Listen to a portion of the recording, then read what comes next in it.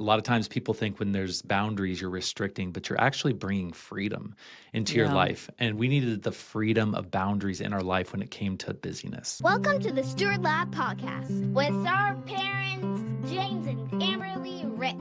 Join Mom and Dad as they explore how to be good stewards with your time, money, relationships, health, careers, and even your kids, like us.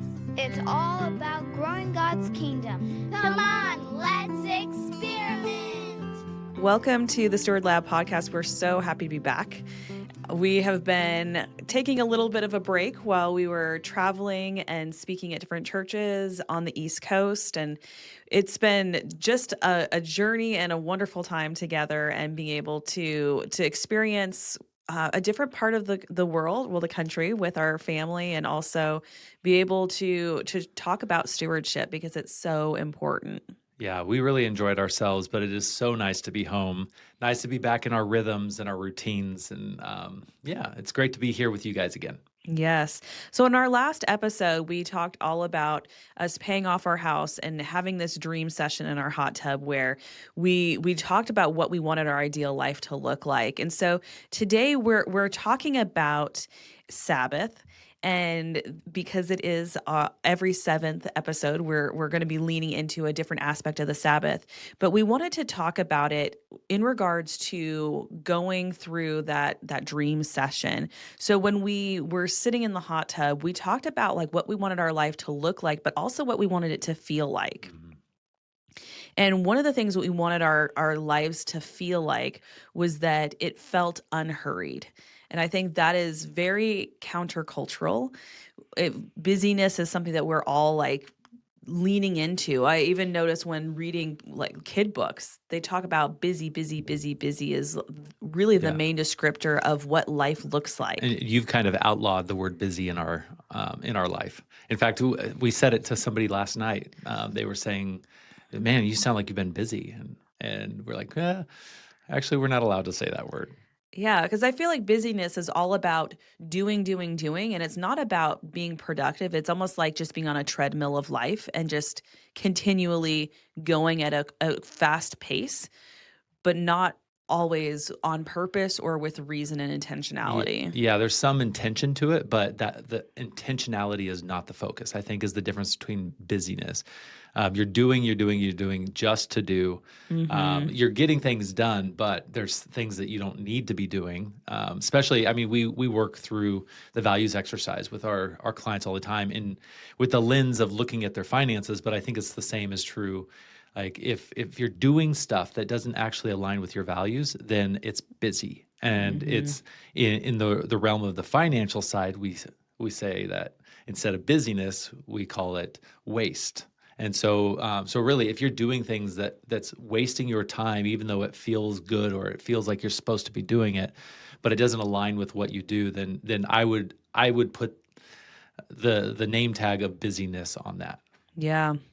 Yeah, so we really wanted our lives to not be busy or like having this hurried life. We also wanted to have time for our family and for enjoyment.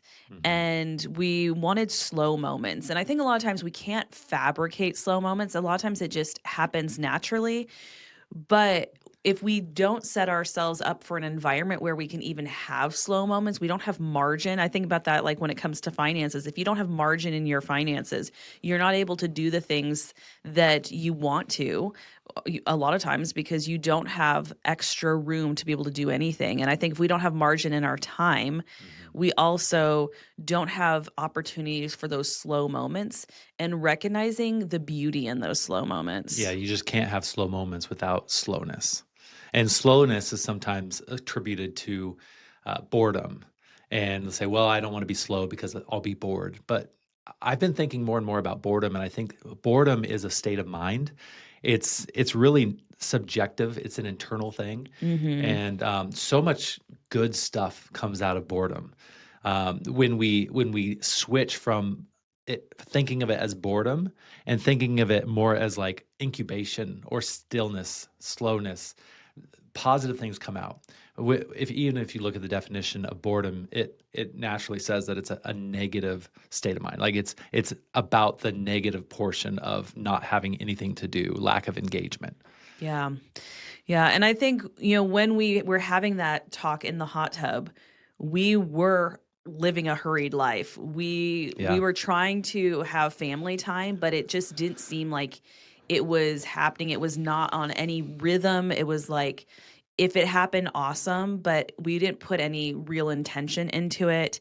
And the slow moments, like, I was actually avoiding the moments, and I was recognizing that, like, when I was nursing my child, I was trying to, like, scroll on Facebook or distract myself and not recognizing, like, these are good slow moments that Mhm. I'm going to miss someday. And I think when we're in those stages of life, we feel like, "Oh, we have to produce, produce, produce. We need to do all of these things," and we don't recognize the good that's right in front of us. Mhm. And so noticing that, like, we want these things, but we're really doing the opposite. I find myself, even though we've cultivated slowness in our family, I find myself when there is slowness that I still have this thing inside me that's like, I gotta keep doing, I gotta keep doing. And like my son, just this last week, he's been getting into music. He wants to play songs on his guitar and on his drums and on his recorder. And he asked me the other day, can we sit down? Will you play the drums while I play the guitar? And right now, his form of playing guitar is cranking up the Mhm. amp, strumming and moving his hands up and down, and singing hardcore music to it. And he wants me to play drums with that. And like I find myself being like, oh, yeah, I think that would be valuable for him. It is a definition of one of those slow moments, even though it's fast music. It's sitting down and doing nothing. But I find myself feeling like I need to go do something productive. Mhm. And I think that's just told to us all the time.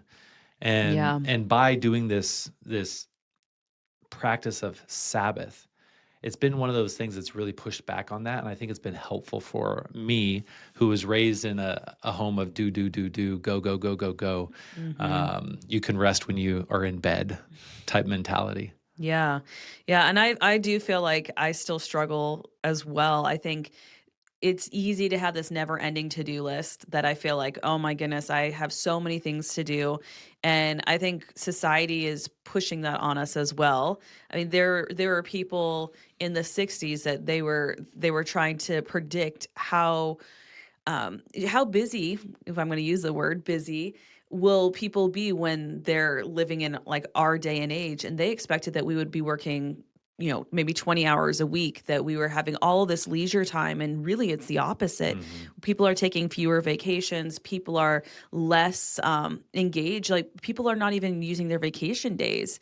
And so what was predicted never showed up. And I think even though we have all these new technologies that we don't have to do as much ourselves, we have a dishwasher, we have an instant pot, we've got a robot vacuum, we've got all of these things that make life easier, but we don't take things off the plate because of those. We don't have to go and do that. Or, like, I'm doing laundry right now, but I'm not having to wring it all out and do this whole process that people had to do. Like, they spent a whole day every week doing laundry. Like, Yeah, we spent a summer last summer. We spent time in the middle of the Ozarks, and you did just that. Like you did slow tasks. We hung up yeah, I had a dish or not a a dishwasher, washing that's a machine. washing machine, but hanging up the clothes to dry. And it changes our pace when we're using all these things. It's not saying like we need to, go and live on a prairie and, forget all of the modern technologies, but I think we get all these new things that makes us go even at a faster pace. Hmm. And it's not always helping us. And I think that to-do list will never go away. Like, there will be things we can mark off, but it's always new things are going to be added. And I think for me personally, when I have this mentality that I am based on, my worth is based on what I do, then that to-do list, it just seems like it never ends. And so it's not my true identity. It's not what God has called us to do. And I look at his life and I think of Jesus, and he's at a pace that most of us are not living in. Yeah. He was he was present, he was interruptible, he was able to engage in conversation and be able to be distracted by others, but he also was able to retreat. Like his lifestyle and the pace that he went is very different from the way of American life. Yeah. It's very much a walking pace, but I know there's some pushback from people who, when we talk about Sabbath, they think, well, that's just being lazy, like taking a full day off and doing Mm-hmm. nothing. But what it does is it allows you to run harder and run faster and be more efficient during the week. And so Mm-hmm. you're working from your rest, and that rest is really important. Yeah. And so today, what we're doing on the Steward Lab podcast is we're talking all about how this Sabbath and practicing the Sabbath helps us to slow down the pace of our family. Mhm. Because we know that for us personally, that if we choose the pace, it's going to be out of alignment. We're going to get burned out. And we normally are, especially when we first got married, we were like the yes people. If we were asked to do something, we'd say yes, Mhm. because we're like, oh, we can help, we can serve, we can do all of these things. And we recognize if we say yes to everything, we end up being so drained, Yeah. not able to say yes to the right things. Because I think there's sometimes like there we are judging, oh, this is a good thing, but what if there's a better thing out there that Mhm. we're supposed to be doing? But by saying yes to these smaller little things that are not as important and not what God really has in store for us, is making it so we're not able to experience the really good and better things that he has for us. It's an opportunity cost. Every time you Mhm. say yes to one thing, you're saying no to 14 other things naturally, just because you can't do them. And especially like earlier in our marriage, we had to figure that out. Like, how Mhm. can I say no? It was really hard for us to say no, but once we understood that uh, we were we were stretched thin and we were not able to do the things that we wanted to do because we had said yes to other things. It began. I think you read a book, The Best Yes. I think Mhm. that's just the best way to think about it, is the best yes. But what about the best rest? Like, where can we get the best rest so that we can live from that? Yeah. And that's why we are devoting one episode every 7 episodes to this stewardship concept of Sabbath. Yeah. Yeah. And I think it's one of the things that caused us to even think about how can we incorporate rest. And we didn't know how to do it in a rhythmic way Mhm. until we landed on having the Sabbath and really actually practicing it. And we looked ahead at people that were farther along in their parenting journey, people that are older that we were trying to see like what is on the horizon. How can we prepare for it? And we saw families that, I mean, you can see this all the time, that are constantly chauffeuring their kids from one event to the next. They Always complaining that they're too busy. Yes, they're living in survival mode. They're overscheduled. They're burnt out. They're living a reactive life instead of a proactive life. A lot of times they're struggling with their finances, or they feel like they can't even have room to even deal with it or even have an idea of what's going on. And they're just being so reactive. And looking at that made both of us get to this realization that we don't want to have that kind of experience. We don't want to be, just surviving, Yeah. especially like when our kids are going to be in our home for not a huge chunk of their lives. Mhm. And how can we invest our time with them, and what is the most important thing, and how can we steward our resources and our time and our, all that we have to be in alignment with what God has for us, and also to not just be so overworked that we can't have our eyes open to see what God has right in front of us. Yeah, seeing the busyness and seeing everything going on in everybody else's life, and then uh, during our the beginning part of our marriage, realizing that we don't want to be like that. We don't want to have the busyness. We had to have the blessing and the permission of boundaries, Mhm. not the restriction of boundaries. A lot of times, people think when there's boundaries, you're restricting, but you're actually bringing freedom into your Yeah. life. And we needed the freedom of boundaries in our life when it came to busyness. Yeah. And I think for us, we needed to have a specific time for family time and having boundaries to make that sacred, because by saying yes to so many other things, we were encroaching on our family time and date night time and like time for us to really pour into our family, into our relationship with God. And so having the boundary of having Sabbath has been so helpful. Yeah, and even in our business, like we've always had some form of work at home. And so we ended up building, I mean, we're inside of our company shed quarters. So we have to take 10 steps out of the house to do work. And so when we were doing Sabbath, it was so easy when we didn't have this space, the boundary that work happens out here, life happens inside. It was really difficult to not pick up the computer and start doing some work on our Sabbath. And so Hmm. having this 10 steps of boundary between our living area and our business area has been really helpful Hmm. for our Sabbath. Yeah, and I think on the business side, I think hustle culture is Yeah. so praised, by society, and especially if you're like starting a business together, it's really easy to feel like we just need to do, and that's how our business will be successful, Hmm. and that's not biblical. And so noticing that we need to rest and our tendency to want to work maybe too much is we have those healthier boundaries because of Sabbath. And so it's been so beneficial for us. Hmm. Yeah, and something that we've noticed as we've been discussing slowness is that when we look back to our childhood memories, a lot of the good memories that we have, a lot of the positive things that we remember, like our core memories of our childhood were in slow times, in the Mhm. slowness. Like when you had opportunities for boredom, I think of summer break. Like there was a lot of opportunity to be bored. And my high school teacher used to always say, boredom is a choice. It really is something that you decided. We mentioned this earlier in the Mhm. podcast episode that it is a internal subjective state of mind. And Mhm. so instead of thinking of slowness as an opportunity for boredom, think of it as an opportunity for stillness and rejuvenation, and an opportunity for leaning into the memories and the events of slowness, the only thing that slowness can bring to us. Yeah. And I think about like my childhood, the things that really stand out are those slow moments. They're the moments where I have like deep connection with others or my Hmm. time having deep connection with God. And it wasn't that the moments of stillness, they weren't planned. It was just in the calm. And a lot of times it was in nature.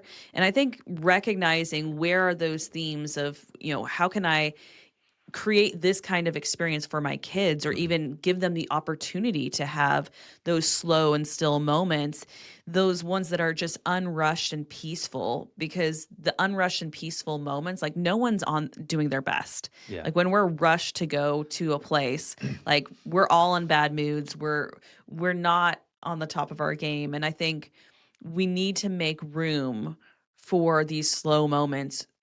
It will be the core moments that our children will remember, and it's the core moments where we have this family connection, our connection with God. Like it's just essential. And if we just fill up our time with all these little things and distractions, we miss out on it. Hmm. Yeah, so we've been benefiting very much from implementing a Sabbath. Some of the things that we've benefited from is we've created boundary. We talked about boundary earlier. We've created boundaries around this is when we will rest, and we have a guaranteed weekly rest. So Hmm. and it could be different for everybody out there. The length of time and the day that you do it. We kind of subscribe to the traditional because it's worked for us. We start on Friday night and we end Saturday night.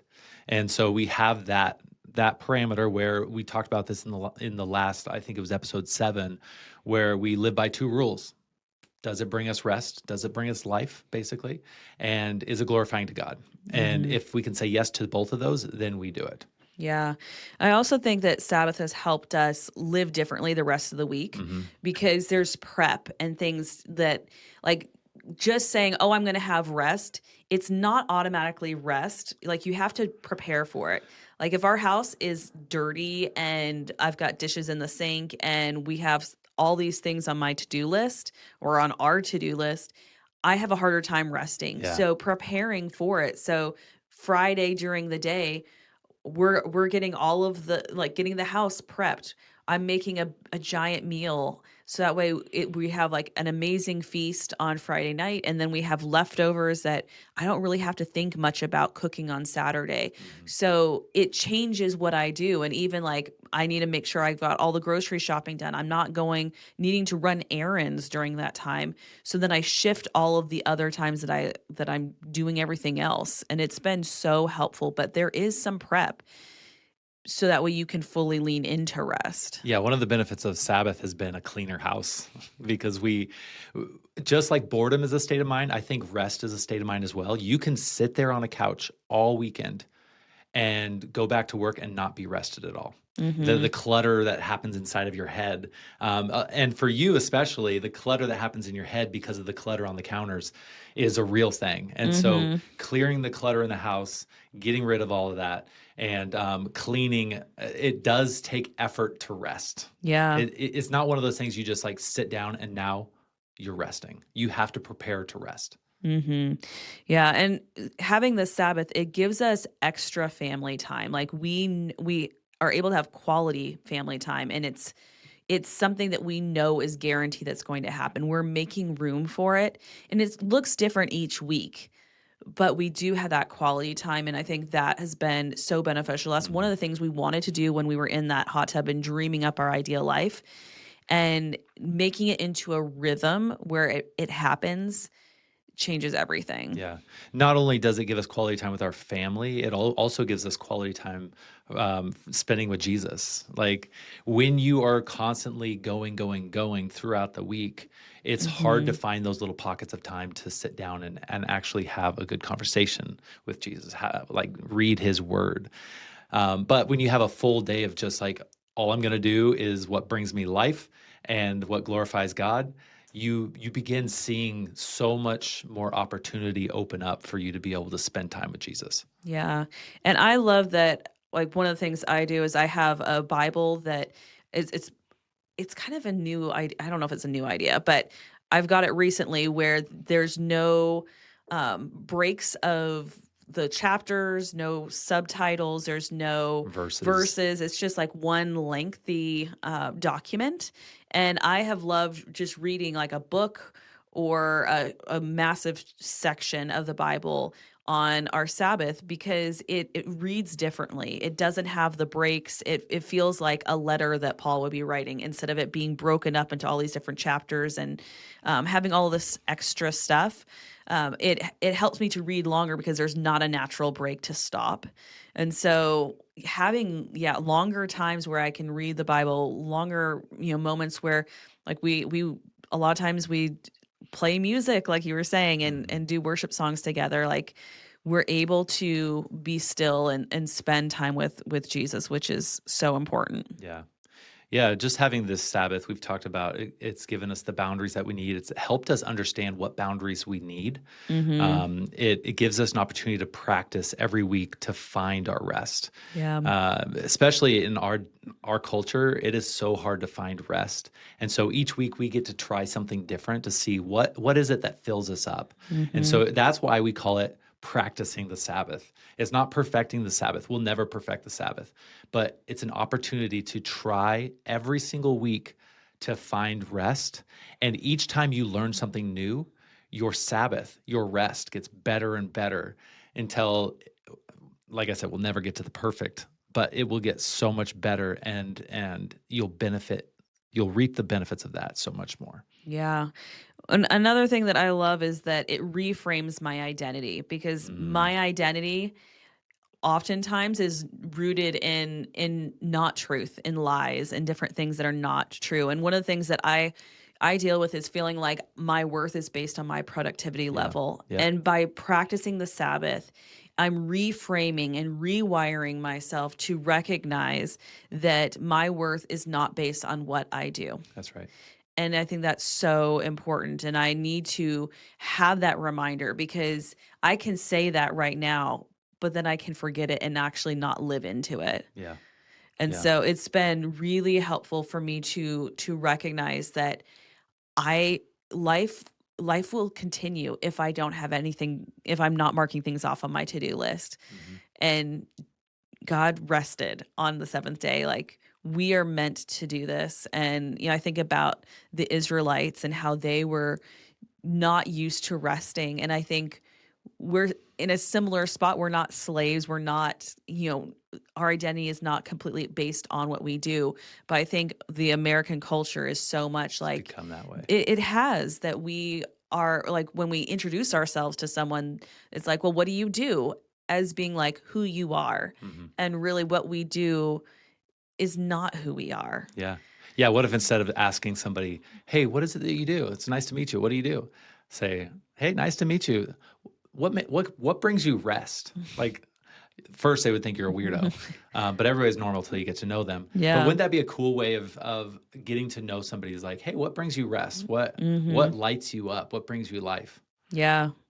Yeah. And it also has helped me to learn how to rest, especially when I was a very young mom. I didn't know how to rest. I didn't know what would be restful for me in that Yeah. season of life. And it has adapted and changed. But actually having to pay attention to myself, because I think, especially when you're a mom, you Hmm. can just focus so much on everyone else and taking care of them that you ignore yourself. And it has been really helpful for me to recognize and pay attention to my internal cues, and what do I need to do to rest, and what does that look like? And by practicing it 52 times a year, if I get it wrong one week, I have next week to try it again. Yeah. Yeah. So I love the idea of when somebody says that knowledge is power, I love saying wrong.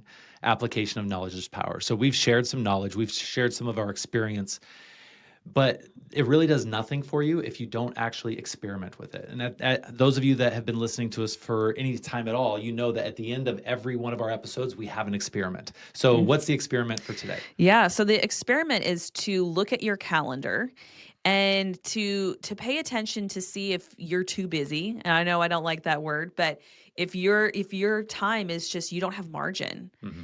what needs to shift? And also pay attention, are you having any weekly rest? And looking and seeing, because your calendar is like your budget for Hmm. your time.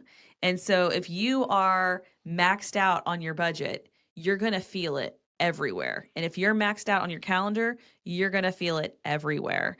And so if you do not have any weekly rest, make some room, see how you can make some margin. So if you're married, discuss with your spouse, how can you get more rest and how can you have more margin?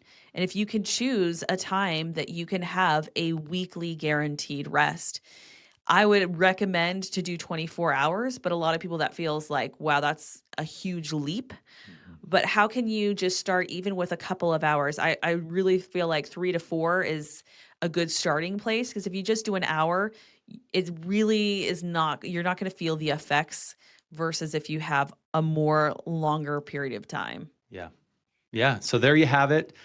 This is our second episode on the Sabbath in our every seventh episode series. And so if you're loving this content about Sabbath, go back and listen to episode 7. And then this is episode 14. And then our next episode on Sabbath will be episode 21.